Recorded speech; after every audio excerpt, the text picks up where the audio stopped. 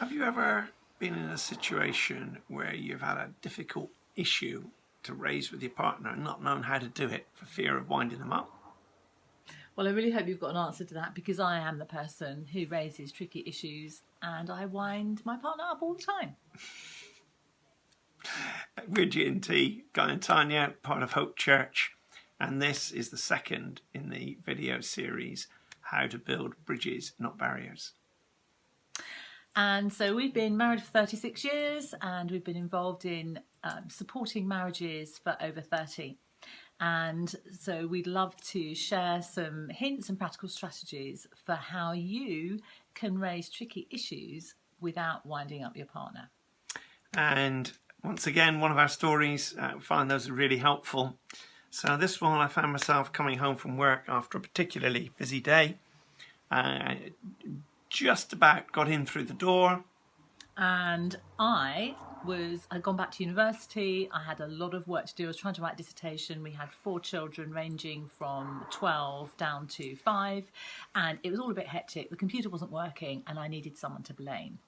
And so as soon as he was in the door, I was in his face saying in an accusing way, "The computer isn't working."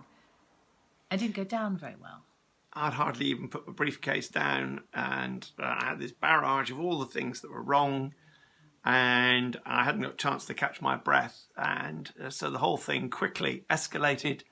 And I think at one point I said, "Why can't you be like other wives?" Yeah, not a good line. Not a good line. It didn't go well. The whole thing was a bit of a disaster. All our children were upset by it. Our daughter was on the stairs thinking we were going to get a divorce.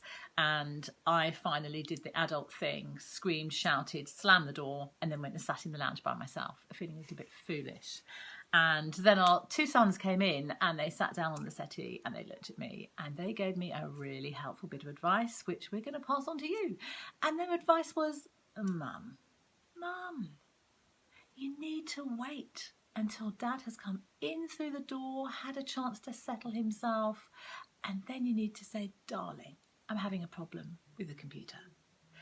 And that advice is matched up by research, isn't it? So John Gottman, who's a major researcher on marriage, has said that the way an argument starts in just those first few seconds can make a huge difference to the outcome of any discussion. And so a soft startup is a key to a good outcome.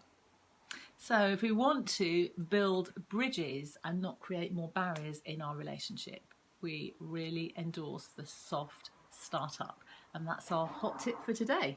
Yep. So this is G&T signing off, building bridges, not barriers. See you next time.